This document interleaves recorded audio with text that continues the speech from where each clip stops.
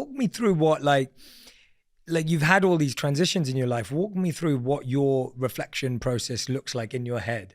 Like just for you personally, like it doesn't have to be systematic or perfect. Just what is it? What do you go through? Is it looking at going, well, am I helping my family? Am I taking care of them? Is that the number one thing? Or are there other things that go through your head? Because I feel like you've had to make some big transitions. Well, that's the number one thing. You're only as happy as your least happy child is a wonderful saying, which is without question true.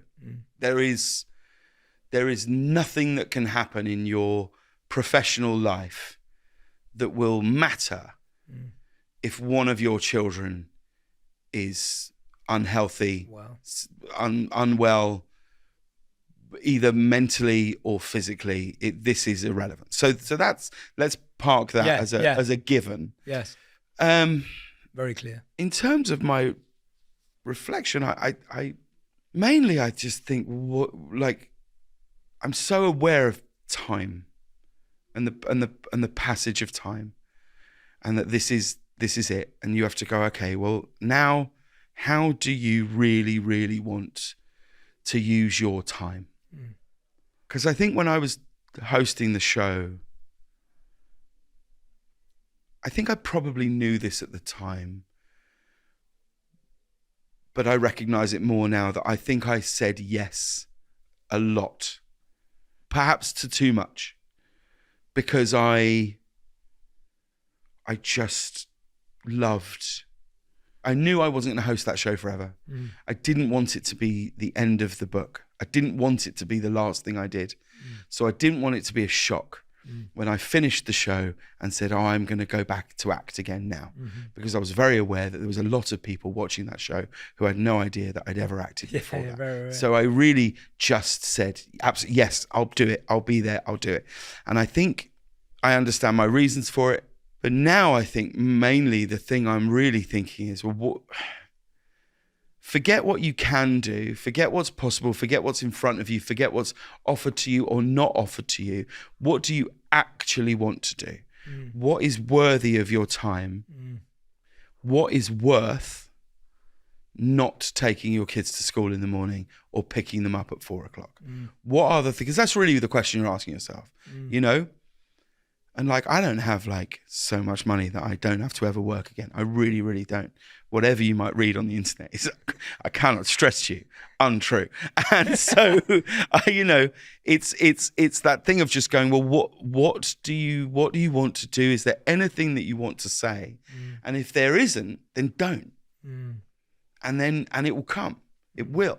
It will come. And you know, it's interesting that since moving back to London, and I feel in a different cultural space, I'm trying my absolute best to hit 10,000 steps a day.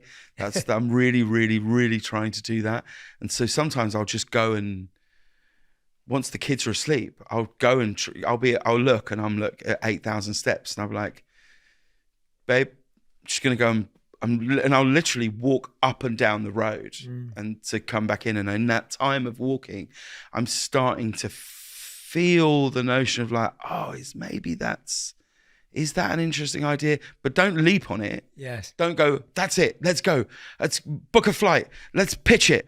Is to go, well, let's see if it, almost to treat it like a plant really, and go, we're going to water it for a minute, see if there's something there. And already now I'm like, well, thank God I didn't go and tell someone about that. Have you ever read that thing about doing the thing? Yes. I mean, that's I just look at that almost every day, doing the thing. Just do the thing. Don't talk about doing the thing. Don't tweet about doing the thing. Don't, just do the thing. The doing the thing is the thing. And that's all I'm really trying to do. Yeah. It's fascinating because I find like, you know, you've been performing, as you said, you love performing when you're a kid. You've been performing for decades now.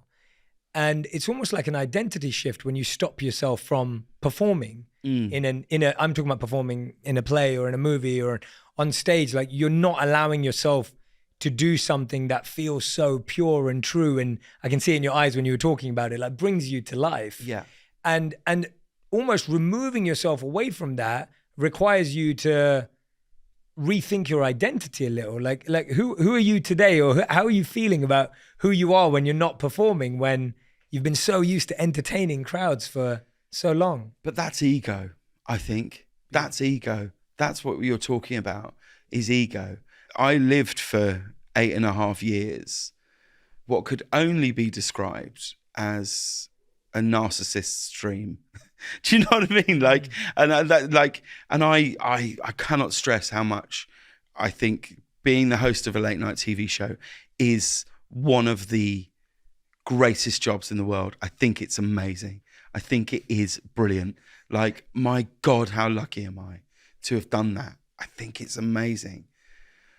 You know, but if you were another way inclined, you know, drive into a studio lot, you drive past a massive picture of your face. So that's the first thing you see when you get to work, is a huge picture of your face and your name. You then park in an amazing parking spot with your name on it. You go in. Like, I tell you the thing I miss most about the show is I miss seeing, there's a great lady called T who was on the front desk at CBS, and my interaction with her every day, I just grew to love it so much. Morning T, morning James, how's it going? All good. And as I walked through the door, she'd say, have a good one. And I'd go, have a good one. And it would be a race to who could say it first. You get in a lift.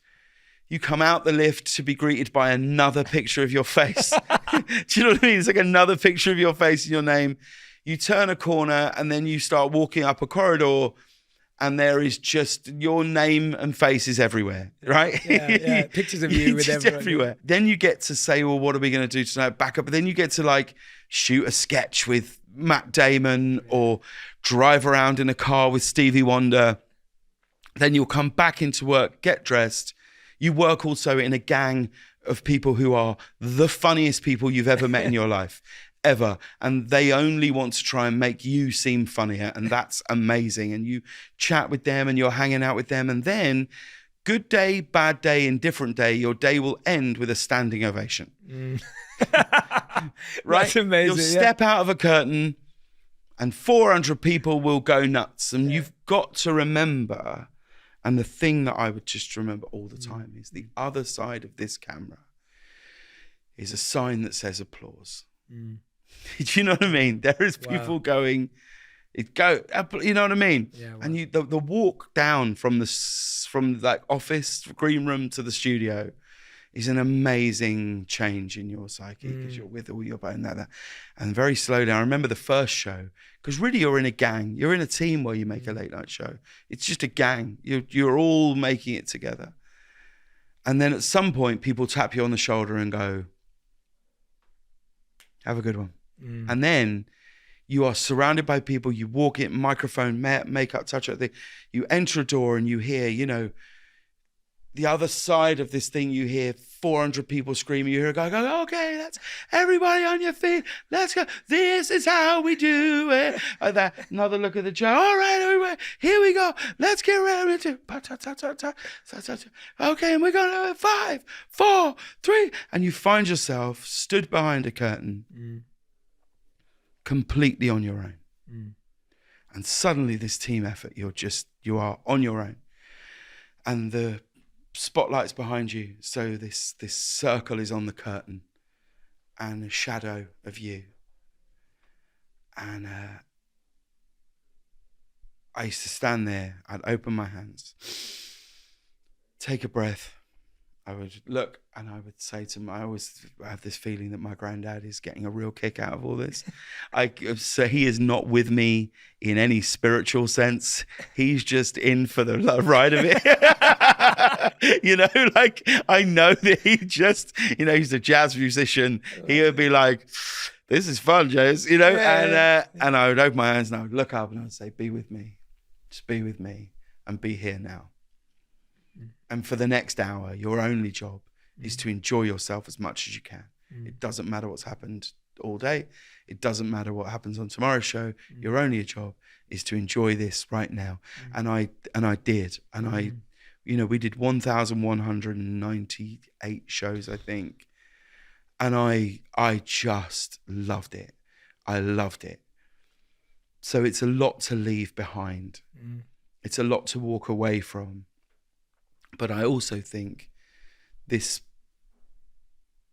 period of silence is so good for me. I'm getting as much or more from this period now. Yeah. Like it's so odd that I used to do that every day. That then even speaking to you now, I'm like, God, I haven't spoken to anybody in this sense. Yes. Since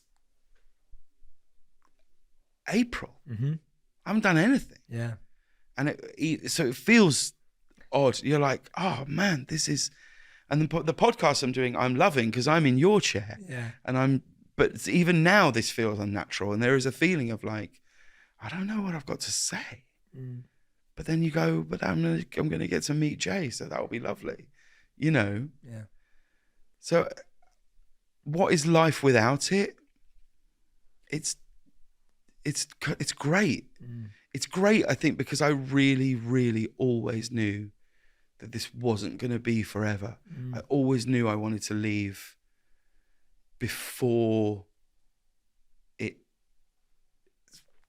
ebbed away. I just knew that I wanted to do it and then stop doing it and see if there's something else. And if there isn't, okay, great.